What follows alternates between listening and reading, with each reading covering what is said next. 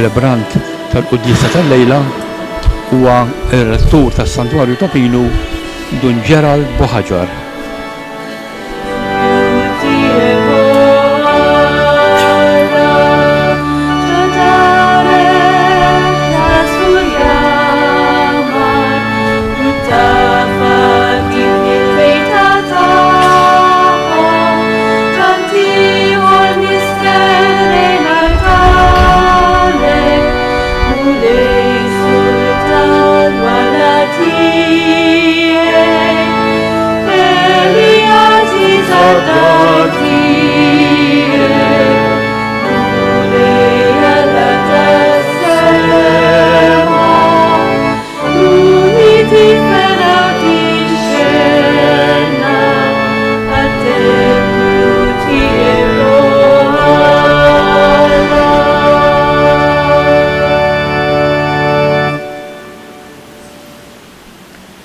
Fl-isem tal-Missier u tal-Iben u tal-Ispirtu Santu, il-grazzja ta' Sidna Ġesu Kristu l-imħabba ta' Alla u laqda fl-Ispirtu Santu tkun ma'kom il-koll.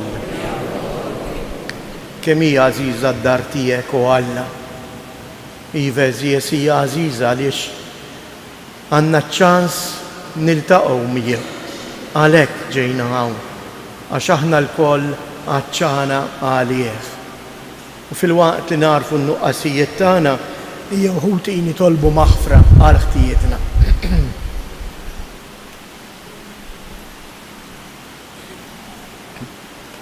Mulej ħniena, Kristu ħniena, mulej ħniena. Iħenna lina Alla li jista' kollox jaħfrilna dnubietna u jwassalna għal ħajja ta' dejjem. Glorja lill-Alla fil-għoli ta' smewiet u paċi fl-art lill-bnedmin ta' rida tajba. Infaħruk, inberkuk, nadurawk, natuk ġieħ. Inroddulek ħajra l-glorja kbira tiegħek. Mulej Alla Sultan tas-sema, Alla Missier li tista' kollox, mulej Iben waħdini Ġesu Kristu, mulej Alla ħarruf Alla bin il-Missier. Int li tneħħi dnubiet tad-dinja ħenna għalina. Int li tneħħi dnubiet tad-dinja il-talb tagħna. Inti li qiegħed fuq il-lemin tal-Missier ħenna għalina. Għaliex inti waħdek qaddis, inti waħdek mulej, inti waħdek il-għoli Ġesu Kristu mal-Ispirtu Santu fil-glorja tal-Missier Alla. Amen. Nitolbu. O Alla ta' dejjem li tista' kollox, għamel li norbtu dejjem ir-rida tagħna ma' tiegħek u naqdu s-seta tiegħek qalb safja. Bibnek Ġesu Kristu Sidina li hu Alla u li miegħek jgħixu jisaltan flimkien mal-Ispirtu Santu għal dejjem ta' dejjem.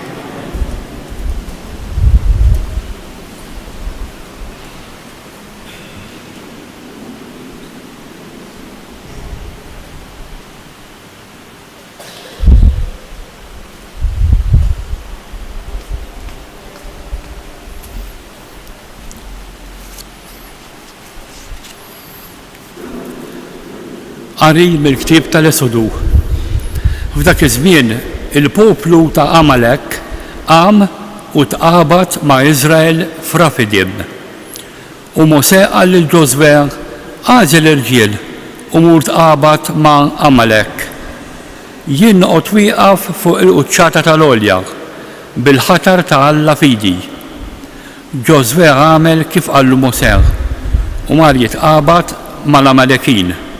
Mosè, Aaron u Hur telgħu fuq il-quċċata tal-għolja.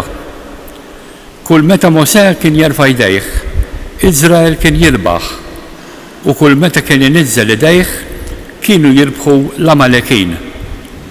Meta idej Mosè bdew jitqalu, ħadu ġebla u qegħdu ilu taħtu, u hu qgħad bil-qiegħda waqt li Aaron u Hur żammewlu dirajh, wieħed kull naħa. Hekk idejh baqgħu sodi merfuwa sa nżul ix-xemx. U Ġoswe qeret lill-Amalek u lill-poplu tiegħu b'xifer ix-xapla. Il-kelma tal-mulej. Sal responsorjali, l-għajnuna tiegħi minant il-mulej. Nerfa' għajnejja lejn l-oljiet, nejn se tiġini l-għajnuna. L-għajnuna tiegħi minant il-mulej li jagħmel is-sema u l-art. Ngħidu ma jħallaqat lil riġlek jotor, ma jonosx dak li jħarsek, ara la jonos u lanqas jorqod dak li jħares lill-Iżrael. Ngħidu l-għajnuna tiegħi minant il-mulej. Il-mulej hu dak li jħarsek, u l-mulej hu id-del tiegħek fuq l-emintek.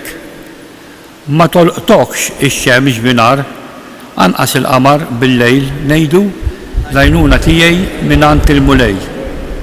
Jħarsek il-mulej minn kull deni u jħarislek ħajtek. Il-mulej jħarsek fil-ħruġ u fit-dħul tiegħek minn issa u għal dejjem. Ngħidu l-għajnuna tiegħi minant il-mulej. It-tieni qari mit-tieni jitra ta' San Pawlo Apostlu lil Timotju. Għażiż, ibqa' miexi f'dak li tallimt u emmint bisħieħ. Għax taf minant min tallimtu u għax sa minn żoritek sirt mitħla tal-kodba mqazza li jistgħu jagħtuk il-għerf li jwassal għas-salvazzjoni permezz tal-fidi fi Kristu Ġesu. L-Iskrittura kollha hija imnebħa minn Alla u tiswa biex wieħed jgħallem, iċanfar, iwiddeb u irawwem fis-sewwa biex hekk il-bniedem ta' Alla ikun perfett, imħejji għal kull ħidma tajba. Nitolbok bil-ħerqa quddiem Alla u Kristu Ġesu li għandu jagħmel ħaq mill-ħajjin u mill-mejtin. Fisem id-dera tiegħu u s-salta tiegħu. X'għandar il-kelma? Insisti f'waqtu u barra minn waqtu. ċanfar, widdeb, wissi, bis-sabar kollu u bit-tagħlim. Il-kelma tal-mulej. Jekk joġobkom inqumu bil-wieqfa l-Evanġelju.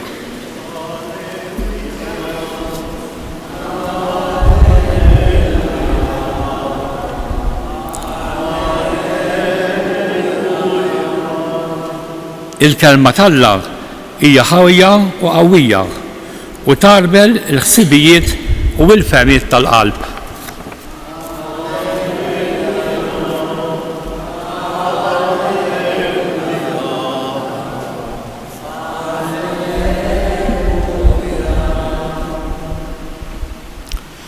Il-mulej ma'kom. Qari mill-Evanġelju skont San Luqa. F'dak iż-żmien Ġesu qal parabola lid-dixxipli tiegħu biex jurihom li għandhom dejjem jitolbu bla ma jaqtu. Qalilhom: kien hemm f'belt wieħed imħallef li la kien jibża minn Alla u lanqas iħabber rasu minn ħadd. F'dik il-belt kien hemm waħda għarmla u kienet tmur għandu u tgħidlu: għamil li ħaq kont l-aradu tiegħi. U ma rieċ u dam ħafna hekk, iżda mbagħad bejnu u bejn ruħu qal: mhux għax nibża minn Alla jew għax se nħabber rasi min nies, imma l-inqas għax din l-armla dejqitni ħanam li ħaq biex ma tibqax ġejja u sejra sa ma tifnini. U l-mulej qal: isimgħu ftit xi jgħid l-imħallef il-ħażin. Imbagħad Alla lill-magħżulin tiegħu li jgħajtulu lejl u nar sejjer ma jagħmlilhomx ħaq, se joqgħod jittawwal magħhom. Jiena ngħidilkom li malajr jagħmlilhom ħaq. Imma taħsbu intom li bini l-bniedem se jsib il-fidi fuq l-art meta jiġi. Il-kelma tal-mulej.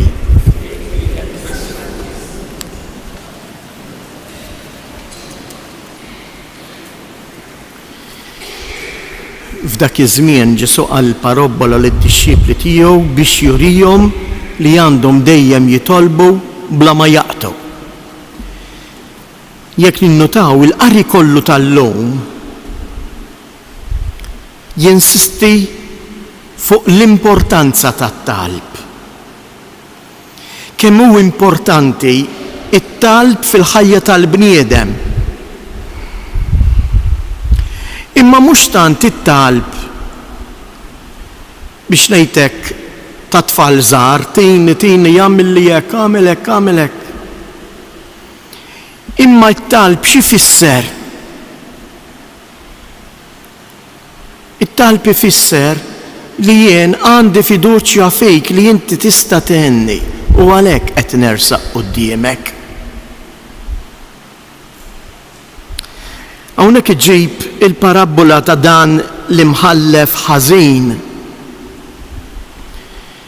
Iġib bniedem li għandu l-poter, il-qawwa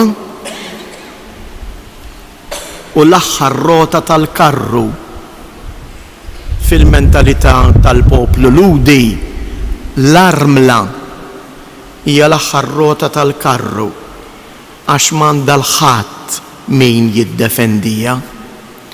U l-ktieb l-Antik Testament, partikolarment anke l-Levitiku, jitkellem ċaru tont biex aħna niddefendu lill-armla. Alla jaqbes għal min qiegħed fl-aħħar rota tal-karru.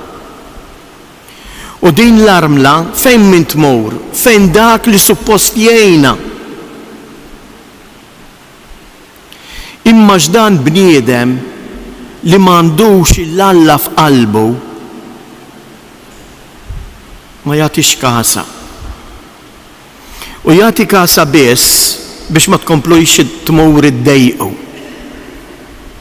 Hawnhekk il-verbi li juża fil-Grek mhijiex sempliċement ma tibqax tmur iddejjaqni jew tiffittani, imma ma tibqax tiġi tagħtini daqqiet bil-pon biex nilqaħħa, biex nagħmlilha l-ħaq għax dik hija l-ġustizzja.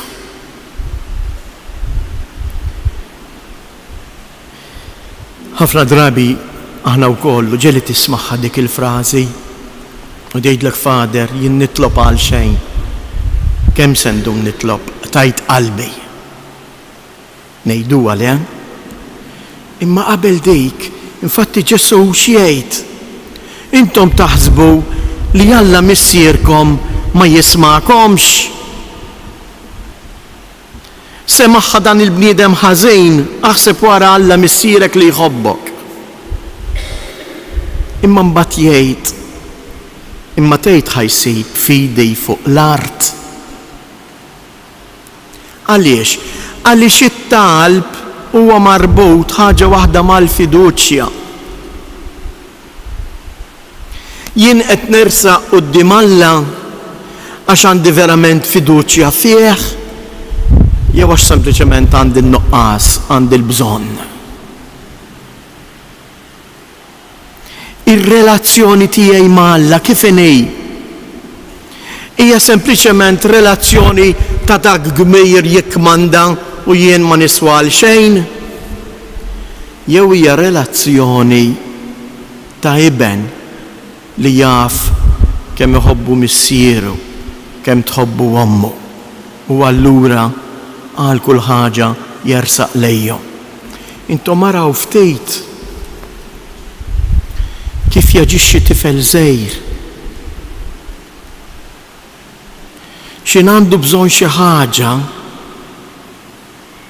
anke jekk weġġa waqa' fejn imur jiġri jikbki, fejn ommu fejn missieru ma jmurx fejn il-barranin, fejn dawk li jaf li jħobbuh li jilqgħuh. Għaliex dak li jimbuttaħ hija l-fiduċja li għandu fil-ġenituri tiegħu. Ħafna drabi aħna eżies nersqu lejn Alla, imma ma nersqux lejh b'din il-fiduċja ta' għoliet. San Pawl fit-tieni qari lil Timotju jgħidlu xi ħaġa sabiħa għax insa minn żgħożitek sirt midħla tal-kodba mqazza. Jien midħla tal-kodba mqazza u xi tfisser midħla tal-kodba mqazza. jien lill-Alla il-kelma tiegħu midħla tiegħu għax sikwejt immur u niltaqa' miegħu, sikwejt immur dik il-kelma tiegħu nismagħha. Mhux infittxu sempliċement x'in għandi l-bżonn, imma x'bejni u bejn Alla hemm relazzjoni ta' imħabba u mhux tant relazzjoni ta' min jikmanda u ta' min qiegħed l-aħħar rota tal-karru. Jew nitolbuh il-mulej, jew nitolbuh biex fit-talb tagħna, aħna t-talb tagħna ma jurix tant il-bżonn tiegħi, imma juri ikun xhieda tal-fiduċja li jien għandi fl-imħabba ta' dak li għandu qed immur nitlob. Għarsa Luqa, l-Vanġelu ta' Luqa, din l-importanza tat-talb hija fundamentali. Id-disċiplu jinaraf mill-fiduċja tiegħu. U hija xi ħaġa normali li aħna jiġu momenti fejn naqtaw qalbna, ejjew niftakru fil-ġnien taż-Żebbuġ kif jippreżentah Ġesu lil Ġesu sal-Luqa. Missier, dan il-kalċa ma nifilħux, imma jenni jien tkun magħmula rrieda tiegħek, jiena nafda avolja dal-kalċi tqil. Itolbu biex ma taqgħux fit-tiġrib għax naf li jintom tħabtu wiċċkom mat-tiġrib kif qed inħabtu jien. U Ġesu jaraq l-araq tad-demm bil-biża' ta' dak il-mument, imma jibqa' jafda fil-missier li jħobbu. Ejjew nitolbuh il-mulej jagħtina din il-qawwa. U nispiċċa mbagħad bl-aħħar eżempju li rajna fl-ewwel qari ta' Mosè. Interessanti. Ix-xim Mosè kien jerfa' jdejh il fuq. Il-poplu ta' Iżrael kien qed jirbaħ fuq l-għadu tiegħu. X'in Mosè jgħejja, il-poplu ta' Iżrael jibda jitlef. F'din naraw ukoll il-ħajja tagħna eżies. Aħna jiġu wkoll mumenti fejn tgħid li jien m'għandix saħħa nitlob. Jien ħajjejt nitlob. Imma x'għamillu Mosè f'dan l-episodju? Qegħdin naraw il-tnejn minn tiegħu isommulu jdejh il fuq. U jiena ngħid aħna lesti li ngħinu l-xulxin fit-talb tagħna, li nerfgħu id-dbatijiet tagħna u nofruhom lill-Alla. Jew meta jien nersaq quddiem Alla nitlob biss għal dak li hu tiegħi.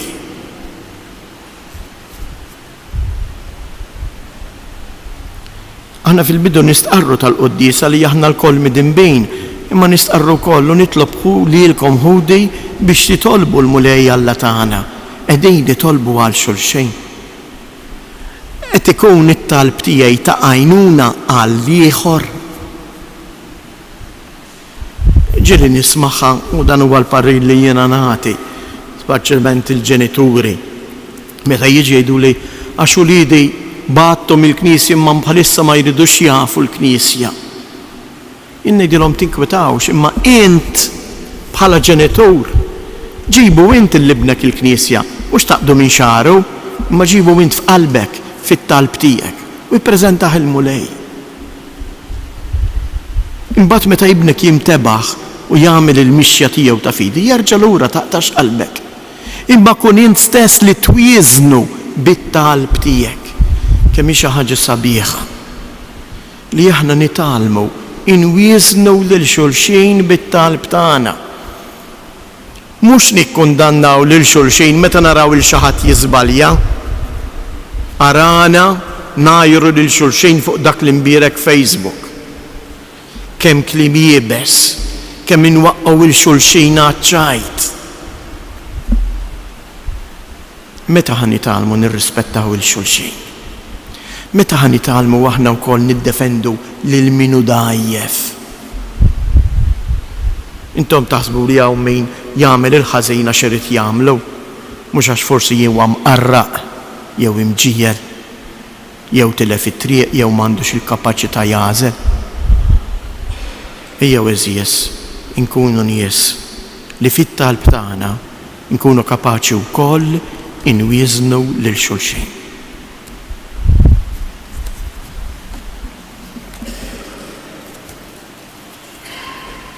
Nistqarru l-fidi tagħna. Jiena nemmen f'Alla wieħed il-Missier li jista' kollox, li ħalaq is-sema u l-art, dak kollu li jidher u dak li ma jidirx.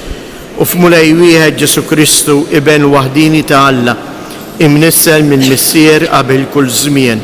Alla minn Alla, dawl minn dawl, Alla veru minn Alla veru. Imnissel mhux magħmul, natura waħda mal-Missier u bih sar kollox. Niżel mismewwiet għalina l-bnedmin u għal-fidwa tagħna u ħal ġisem bis-seta tal-Ispirtu Santu minn Marija Verġni u sar bniedem. Salbuha għalina bata taħt Ponzu Pilatu mietu difnuh u fit-tielet jum għam minn bejn miet skont il-kodba mqazza u tela is-sema u qiegħed fuq il-lemin tal-Missier u għandu jerġiġi bil-glorja biex jagħmel ħaq mill-ħajjin u mill-mejtin u s-saltna tiegħu ma jkollix tmiem. U fl-Ispirtu Santu mulej li jagħti l-ħajja li ġej mill-Missier u mill-Liben li jum imweġġa fl-imkien mal-Missier u mal-Liben u li tkellem f'hom il-profeti fi Knisja waħda qaddisa Kattolika Apostolika nisqar ma'mudija waħda għal maħfra ta' dnubiet nistenna l-qawma mill-imwiet u l-ħajja ta' żmien li ġej. Amen. Ħuti Jeżies il-mulej qed jistedinna biex nitolbu dejjem. Nilqgħu għalhekk din l-istedina u nresqulu it-talbiet tagħna għall-Knisja sabiex tkun tassew komunità ta' talb u ta' karità. Nitolbu għal ħutna l-morda sabiex jarfu joffru id-batijiet tagħhom bħala l-isbaħ talba lil mulej u fl-istess waqt isibu persuni li jieħdu ħsiebhom bimħabba. Nitolbu għalina l-koll sabiex nikbru fil-fiduċja tagħna lejn Alla ħajissaħħaħ fina l-ispirtu ta' talb li jaqadna ma' Kristu. Nitolbu minn dan is-santwarju għażiż tal-Madonna ta' Pinu nitolbuk mulej birek il-familji kollha tagħna. Ilqa' it-talb tagħhom, qaddishom f'ġieħ ismek. Nitolbu fiskiet inresqu it-talb personali tagħna.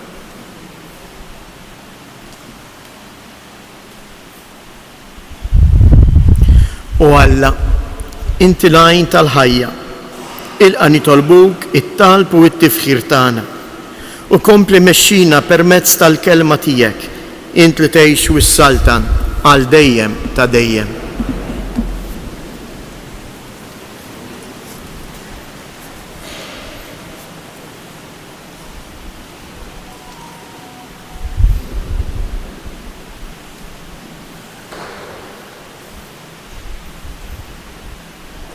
Thank you.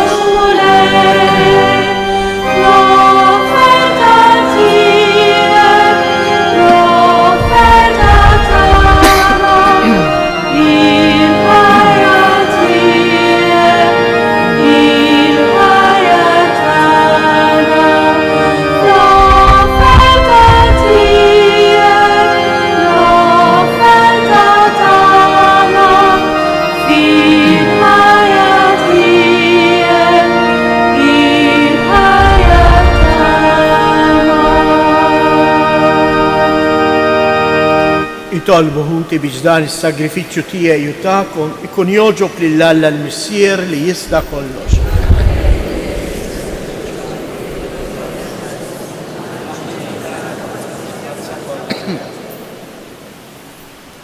Għatina mulej li permezz ta' doni qaddisa tiegħek naqduk bi spirtu ħieles u li bil-grazzja tiegħek nitnatfu u nissaffew bis-saħħa ta' dawn il-misteru li bihom naqduk bi Kristus Siedna. Il-mulej magħkom. Nerfu lubna il fuq niżu ħajr lill-mulej Alla tagħna. Sewwa u xieraq tas-sew mulej Missier qaddis, Alla ta' dejjem li tista' kollox, tajjeb raġi tas-salvazzjoni tagħna li dejjem u kull imkien inroddulek ħajr. Għaliex int fil-ħnina tiegħek hekk ħabbejt id-dinja li battilna lil-ibnek il-waħdini biex jifdina. Rittu jsir bniedem bħalna f'kollox minn barra idnu biex hekk tħobb fina dak li ħabbejt fih. Bl-ubbidjenza tiegħu ksibna mill-ġdid id-doni li konna tlifna bid-diżubbidjenza tagħna. Għalhekk mulej aħna wkoll mal-anġli u l-qaddisin tiegħek infaħruk u b'ferħ kbir intennulek. Qaddis, qaddis, qaddis. Mulej Alla tal-eżerċiti, smewitu l-art mimlija bil-glorja tiegħek. Nbirek nġej f'isem il-mulej u sanna fil-għoli ta' smewiet. Qaddis ta' sewint mulej u jistħoqlok it-tifħir tal-ħolqien kollu. Għax b'ibnek Ġesu Kristu Siedna u bil-qawwa tal-Ispirtu Santu inti tagħti l-ħajja kollox tqaddes u tibqa' dejjem tiġbor għalik poplu biex minn tluħ ix-xemx sanżula jsirlek offerta safja. Għalhekk mulej ġejna quddiemek b'dawn l-offerti biex ikunu konsagrati lilek. Fiċ-ċokon tagħna nitolbuk qaddishom bl-Ispirtu tiegħek biex isiru il-ġisem u id-dem ta' ibnek Ġesu Kristu Siedna li bik-mandament tiegħu qegħdin nagħmlu dan il-misteru. Għaxu fil-lejl li fih ingħata għalina bħal ħobs radd il-ħajr qasam tal-disċipli tiegħu u qal ħudu u kulu il-koll minn dan għax dan huwa ġismi li jingħata għalik.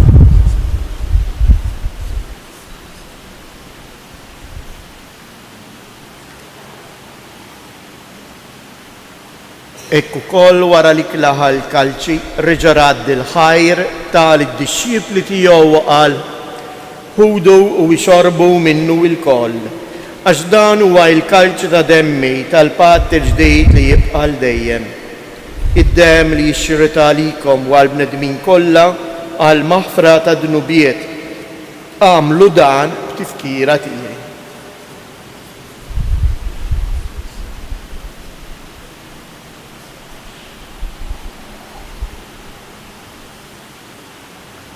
Danu il-misteru tal-fidi inħabbru l-mewt tiegħek mulej.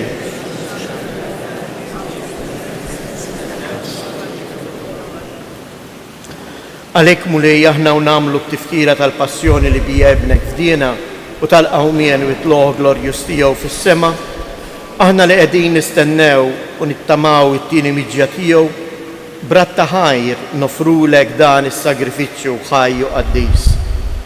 Ħares nitolbuk lejn l-offerta tal-Knisja tiegħek, ara fija l-vittma li bis-sagrifiċċju tagħha rid terġa' tħabbibna miegħek. Għamel li aħna li ser nissaħħu bil-ġisem u d-dem ta' ibnek, nimtlew bl-Ispirtu qaddis tiegħu u nkunu ġisem wieħed u ruħ waħda fi Kristu.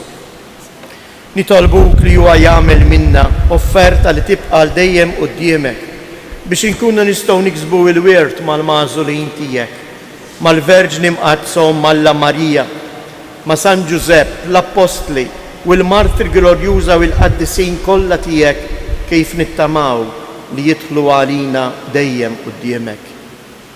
Għamil nitolbuk mulej li din il-vittma li terġa' tħabbibna miegħek tkun tasliem u salvazzjoni għad-dinja kollha. Wettaq fil-fidi u fl-imħabba l-Knisja tiegħek tul il-mixja tagħha fid-dinja il-qaddej tiegħek il-Papa Franġisku, l-Isqoftan Anton, l-Isqfijiet u l-Ministri kollha tiegħek u l-poplu kollu li inti ksibt għalik. Ilqa bit-tieba it-talb u x-xewqat ta' din il-familja li inti ridta tinġabar madwarek. Għader missier ħanin l-lidek kollha kull fejn jinsabu u għadhom miegħek il-koll. Ħenna l-ħutna l-mejtin u għal daw kollha li ħallew din il-ħajja fis-sewwa tiegħek. Daħħalhom fis-saltna tiegħek fejn nittamaw li aħna wkoll qed naslu biex il-koll flimkien nitax u għal dejjem bis-sebħ tiegħek bi Kristu Sidna li bih tfawwar id-dinja kull ġid.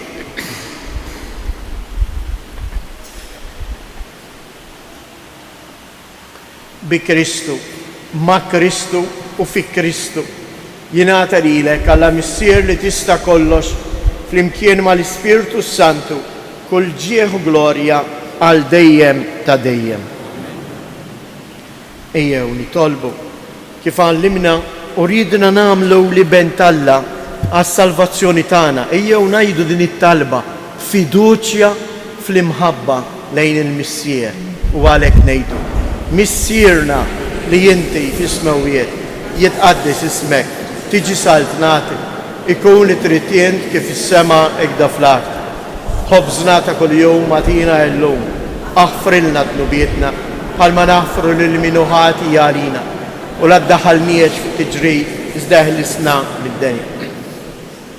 Eħlisna nitolbuk mulej minn kull deni. Atina fit-tieba u l-ħnina tiegħek il-paċi fi żmienna biex inkunu ħielsa dejjem mid-dnub u mħarsa minn kull inkwiet aħna u nistennew u nittamaw ilena u l-miġja tas-Salvatur tagħna Ġesu Kristu. Mulej Ġesu Kristu li jett l-apostli tiegħek inħallilkom isliem natikom isliem tiegħi la tħariex lejn nubietna iżda ħares lejn il-fidi tal-Knisja tiegħek. Għatija isliem u laqda li jien trid fija int li tgħix u s-saltan għal dejjem ta' dejjem. Il-paċi tal-mulej tkun dejjem magħkom. Għatu l-paċi lil xulxin.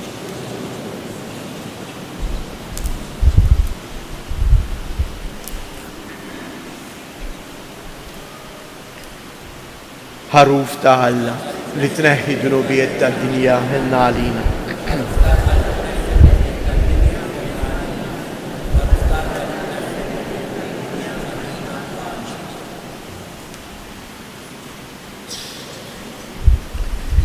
Danu l-ħaruf ta' Alla, danu li jneħħi dnubiet tad-dinja, ħen jindawk li huma mistiedna għall-ikla tal-ħaruf.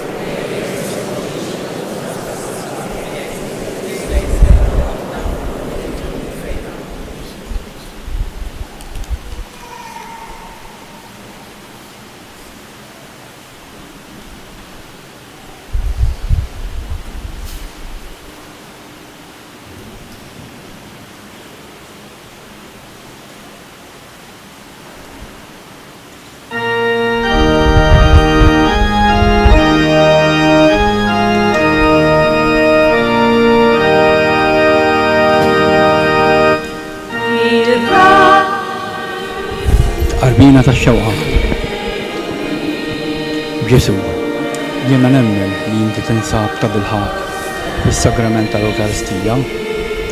Irrid inħobbok fuq kollox u fuq kulħadd. Inti taf li nixtieq nirċevik ġewwa fija, imma ġara darba bħalissa ma nistax nilqek ġewwa fija sagramentalment, nitolbok li tiġi fija spiritwalment.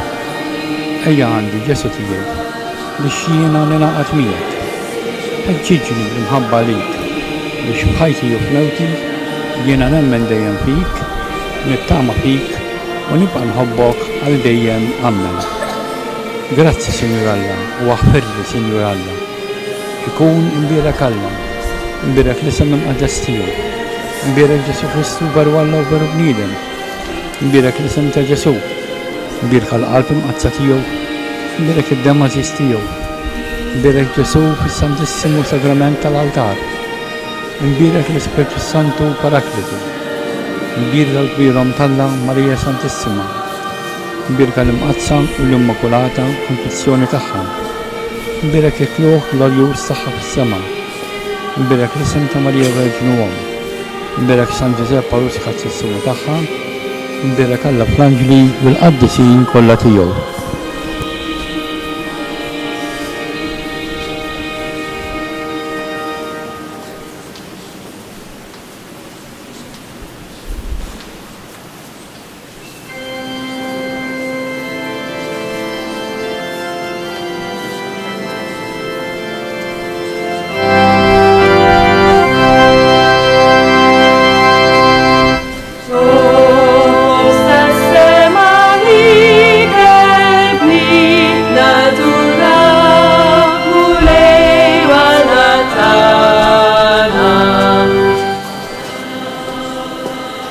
Ruħ ta' Kristu, għaddisni, ġisem ta' Kristu, salvani, ilma tal-kustat ta' Kristu, aħsilni, passjoni ta' Kristu, sabbarni, Ġesu ħanini, ismani, fil-vjagġi tiegħek aħbili, la tħallina qatt niferet minnek, bil-għadu ħażin ħarisni, ġew waħdanek il-qani, biex mal-anġlu l-qaddisin tiegħek nfaħrek għal-kemm twila l-eternità ikun.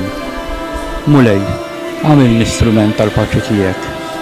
Fejn hemm il-mibeda ħallini nħeġġeġ l-imħabba. Fejn hemm il-ħtija ħallini nferex il-maħra. Fejn hemm id-dubju ħallini ndaħħal il-fidi. Fejn hemm il-tieħ il-qalb ħallini nqawwi t-tama. Fejn hemm id-dlam ħallini nkebbeż id-dawl. Fejn hemm in-niket ħallini nxerret il-ferħ.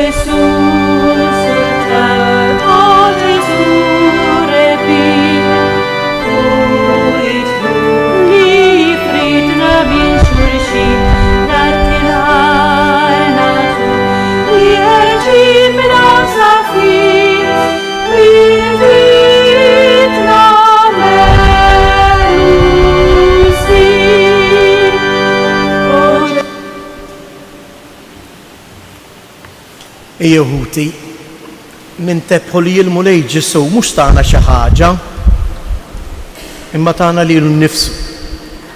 Ejjew noqogħdu issa ftit mumenti fil-kwiet u niftħu qalbna għalih.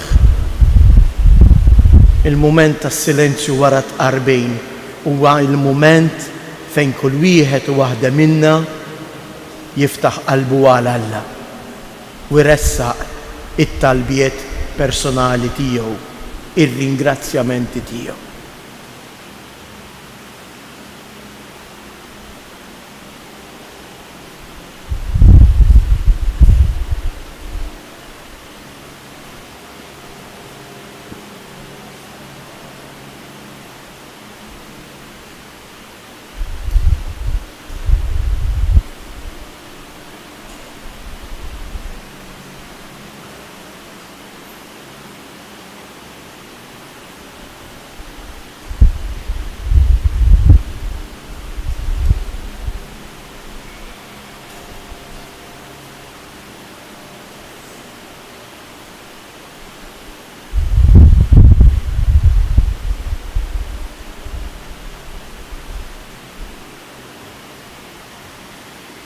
Nitolbu.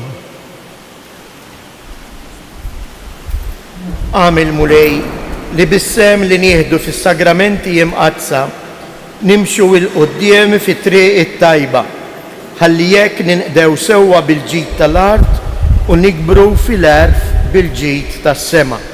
Bi Kristu sjedna.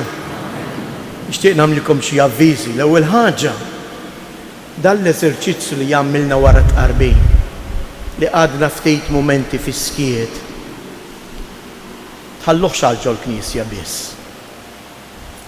Imma jew nidraw nsibu ftit mumenti kuljum mid-dar tagħna u nringrazzja lil Alla. Hekk tikber fina il-fiduċja tagħna fih. Imma rridu nagħtuh spazju.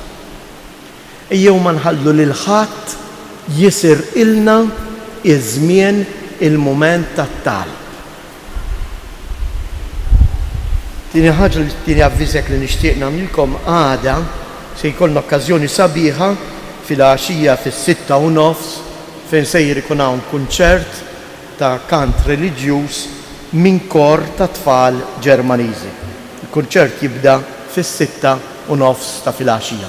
Kulħadd huwa mistieden. Imbagħad infakrukom biex nhar it-tlieta kull min hu f'saħħtu imur jagħti id-demm li tant huwa bżonjuż. U għalhekk ma nibżgħux, partikolarment tħajjar il-dawk li forsi għadhom qatt ma taw id-demm.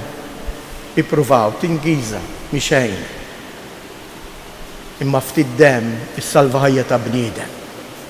Għalhekk inħeġġiġkom min jista' jagħti id-demm imur jagħmel dan nhar it-tlieta bejn is-sija ta' wara nofsinhar u l-5 ta' filgħaxija fil-Berġa tax-Xewkija u tinsewx sintendi tieħdu magħkom il-karta tal-identità. Il-mulej magħkom. Iberikkom Alla li jista' kollox, il-Missier, l-Iben u l-Ispirtu Santu. Morru u għejxu fil-paċi ta' Kristu.